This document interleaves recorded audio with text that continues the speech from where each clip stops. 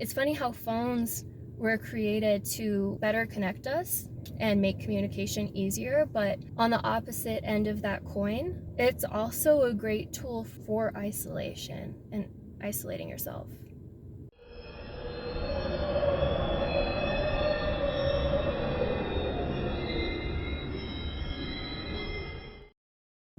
You know what? It's been a while since I've just like sat down and talked on a video. I ain't got no notes on me. This is coming straight from the source. As you could tell by the title of this video, we're gonna be talking about mental health. So I just wanna like obviously disclose that does not replace formal therapy. However, I think it's powerful and transformative to share your stories and experiences, especially when it's so real. I don't hear people talking about this. Maybe this will help it get on my algorithm. I don't know. The goal, the intention of sharing this is to heal. And when I'm speaking about my experiences, I don't want sympathy. I'm not going to go into great detail, but I want to be a voice for the people who are currently struggling with the same issue. I just think like discussing this type of thing could be beneficial to someone listening who is struggling, and also for someone on the other end of the stick and know someone who is struggling. So, where do I start? I guess I should just, first and foremost, one thing that I learned throughout this journey is that when it comes to social anxiety or any type of like social struggle, the lines can get blurred between the root cause of it. And that's why it's really important to properly assess what your root cause is, because like there's different neurological conditions. You could be on a spectrum. There's antisocial, there's trauma, anxiety, depression, overstimulation. So it could be a mixture of things. So I'm just going to speak through my own personal experience. For me personally, I've struggled with, I would say, severe isolation and ghosting and avoidance for about 10 years, maybe more. It could be more even.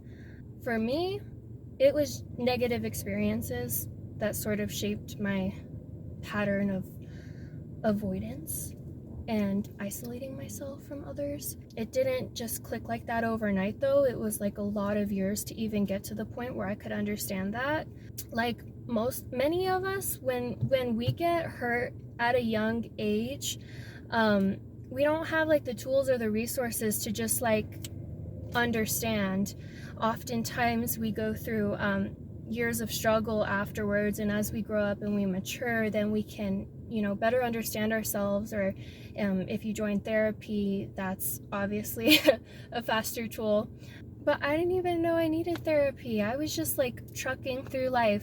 So when I was around like 14 or 15, something really like horrible happened, and I noticed that was, when I look back now, I noticed that was the starting point to where I started to shut down and like go through my emo phase and all that.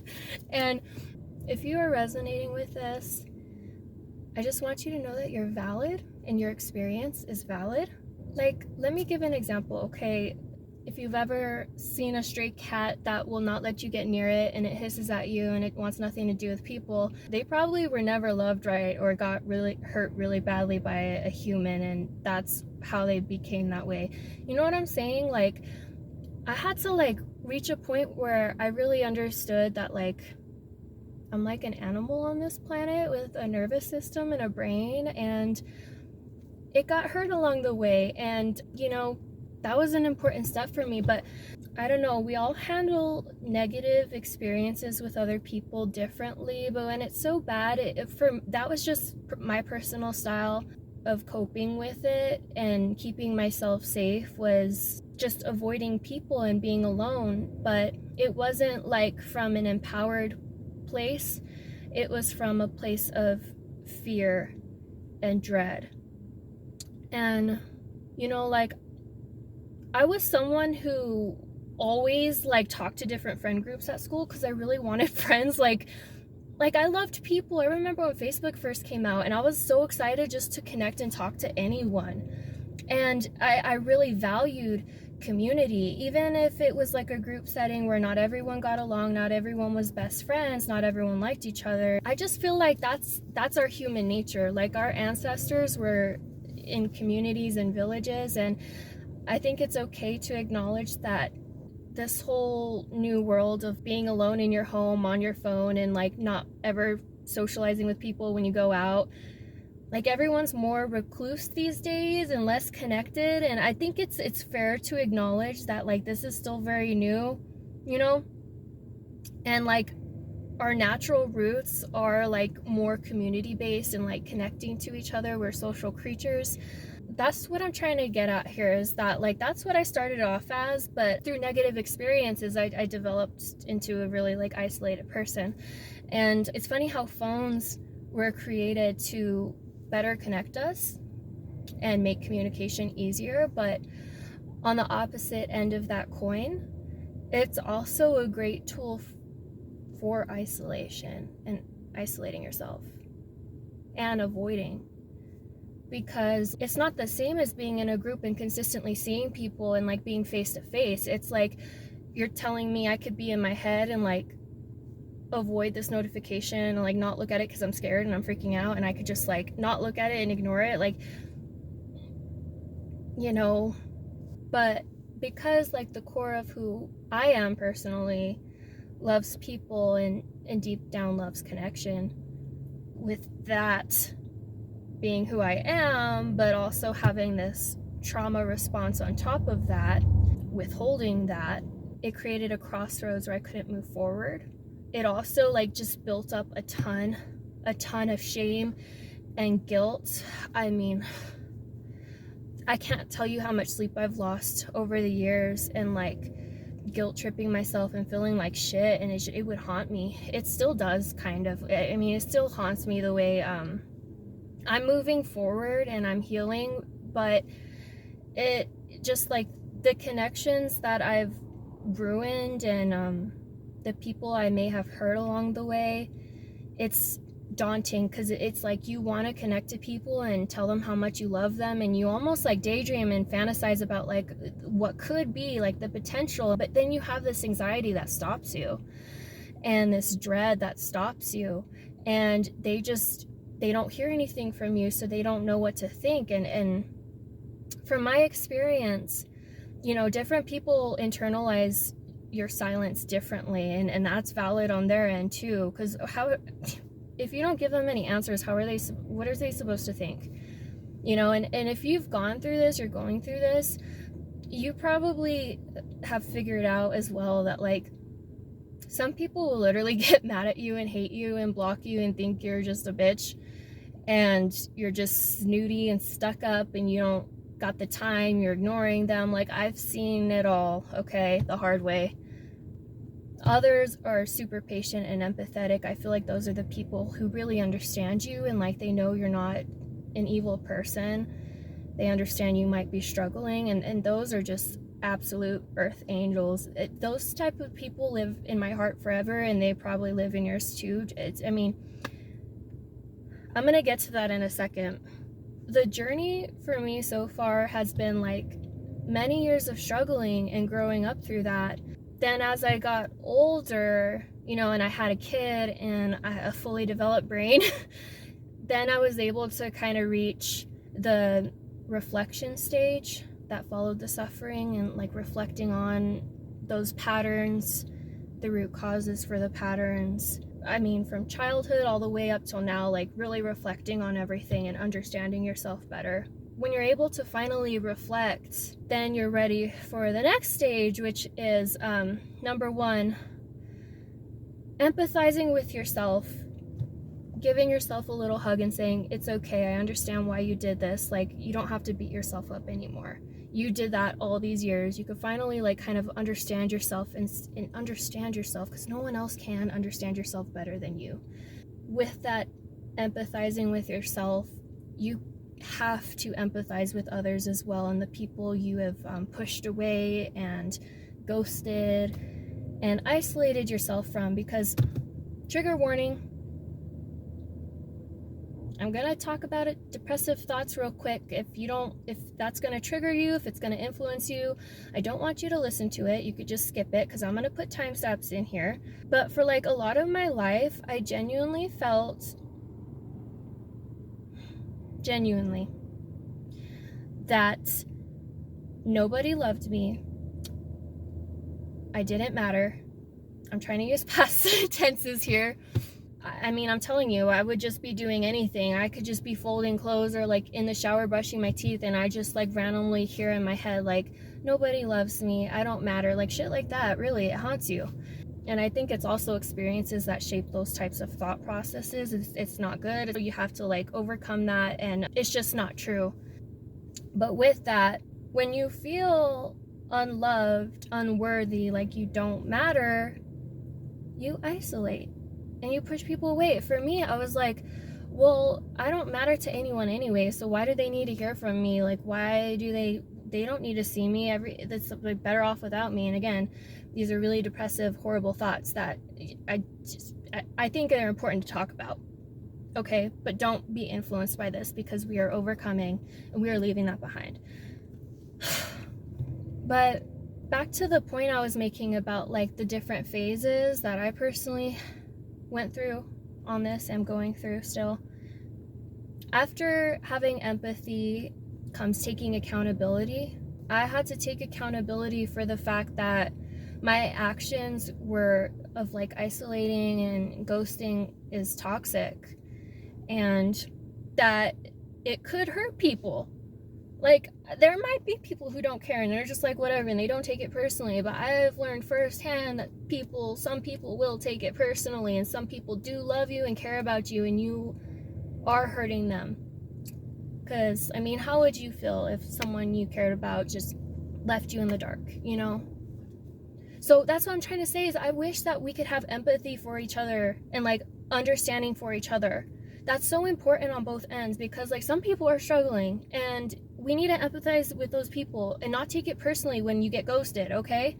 You know damn well if there's something that went wrong in your relationship and that's why you're being ghosted, you know. But if you don't know and you know they're a good person and then you love each other, but there's like, they're distant, you have to have some empathy and don't take it so personally. They're probably struggling behind the fucking screen. But on the same end, the person struggling, you have to have empathy and understand that like there's a human being on the other end and they have feelings and they at least deserve an explanation. For me, I was never able to give explanations because I didn't reflect. I was still in the struggle. It was just a toxic, horrible pattern of like being in the dark.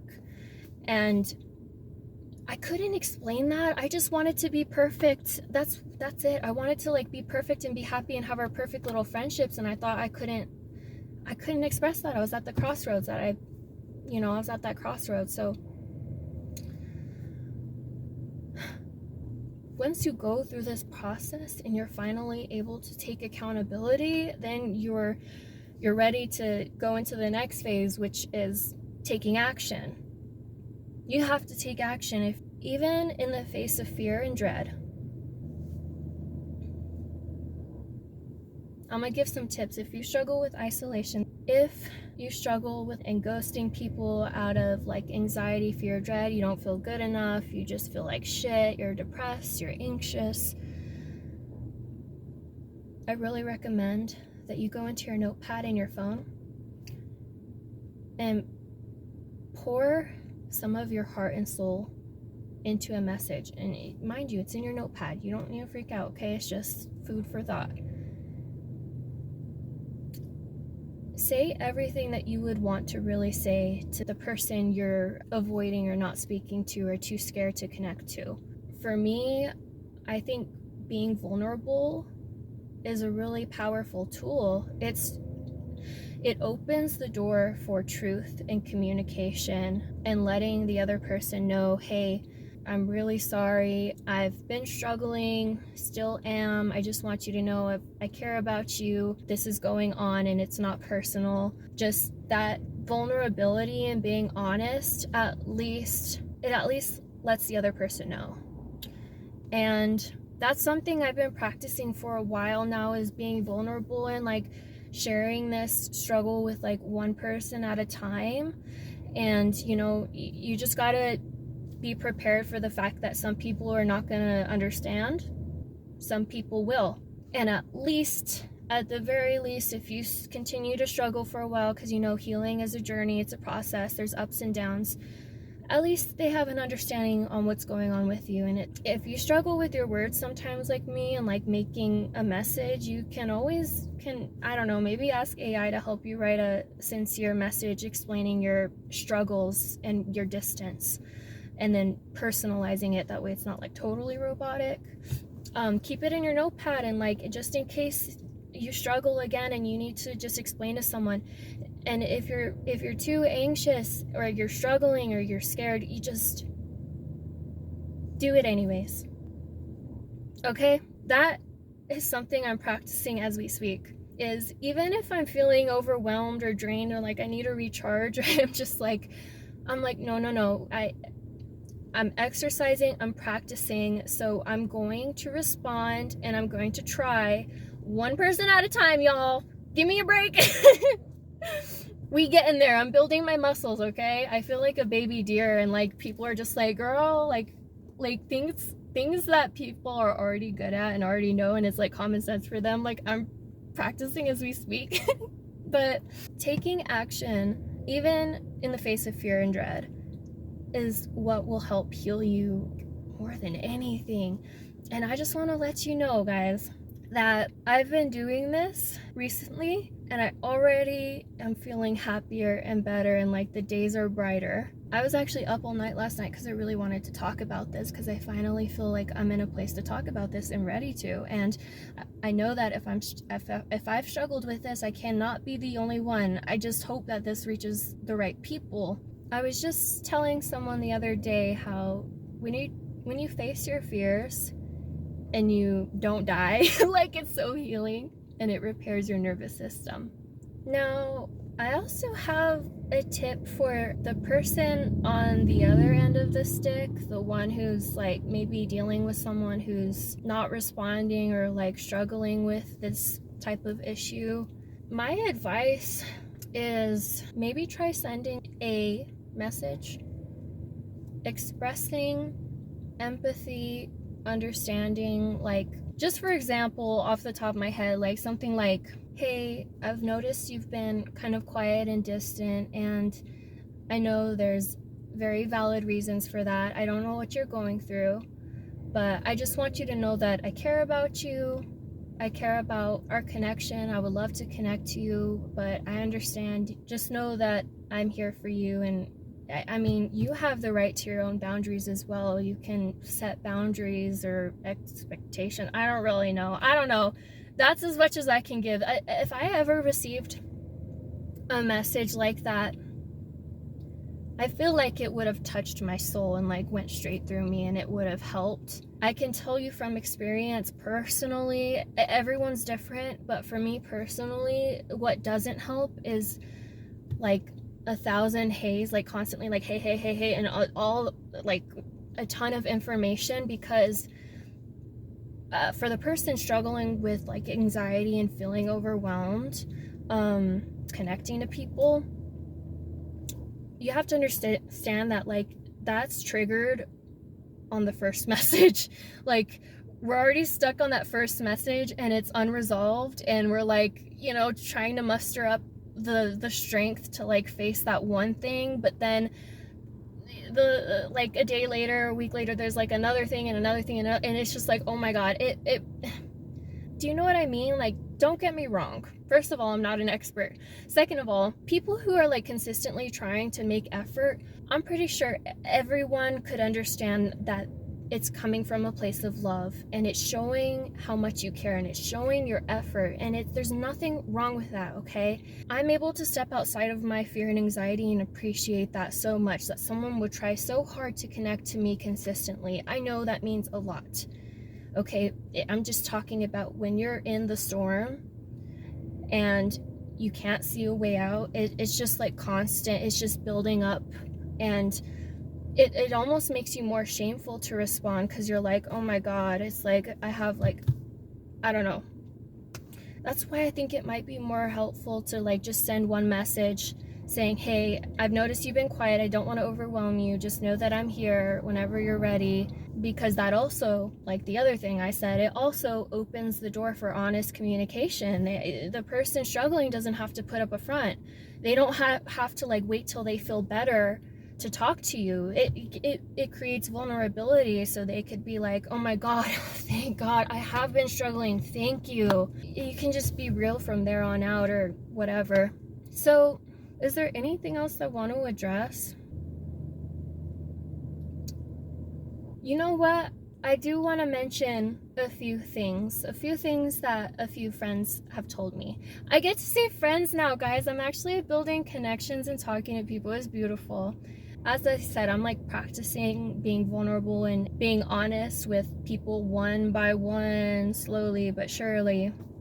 Because I have to go at my own pace and understand myself. And if I need a moment, I'm going to give myself a moment, you know? I was vulnerable and opened up about their struggle to someone, and they kind of hit me hard back with how they've gone through this. Saying that, like, they've gone through this cycle, and they told me straight up, do not do this to yourself. You have to keep fighting and pushing through, because it can take you just a really, really dark place. Like the darkest you can think of without me getting like removed from YouTube. We have to talk about this, because if someone's watching this video and is struggling and isolating yourself, you have to know that it's not going to lead you anywhere good. I heard a quote. What was it? Anxiety takes you no place good. Anxiety doesn't assist your accomplishments. Something along those lines. Like, it will never help you succeed, essentially. Maybe if you're getting chased by like a lion and you need to like have anxiety and like escape him, you know? But in today's society, I feel like anxiety is like way too common over dumb little simple shit. And it goes against our human nature, like I said, like connecting to each other and feeling natural and like talking to one another. That's like how we naturally are at our core, but we're in this new decade where it's like very separated, and like we get anxious over stupid shit, and it's sick. It really is a sickness, and we have to acknowledge that. Face your fears. I'm doing that as we speak. One by one, girl, okay? Okay, I am an introvert, okay, so, and I have been alone for a long time, so for me it's like doing 1% at a time. Sometimes I need to like recharge. I can't, like, you know, I might be rambling at this point. Another close friend of mine told me how, you know, it's okay to love to be alone. He loves to be alone. It's like when you can be your true self, accept yourself, you don't have to worry about anyone else. That's natural. But in excess, it can become like a double-edged sword in the way where we don't really want to be alone all the time, forever and ever and ever.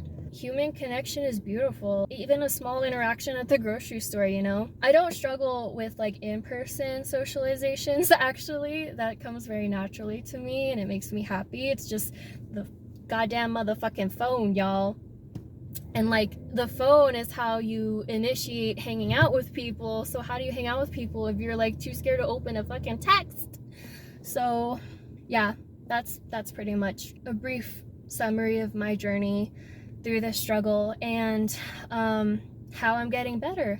So my one and only wish is that this can reach people who can relate to it and benefit from it. I want to heal by being vulnerable with this. I hope that we can heal together. If you're currently alone, if you really don't feel like you have a support system, but I believe in you. If I can like start to overcome this, it's just a fact that you can too, with the right tools. And if you need to seek therapy, you need to go seek therapy. Get that health insurance booing and go sign up. This is just a seed to be planted within you, or maybe you're going through the process on your own. I don't know. Either way, I'm rooting for everyone struggling in this time through your own personal darknesses. We can overcome. And thank you for watching.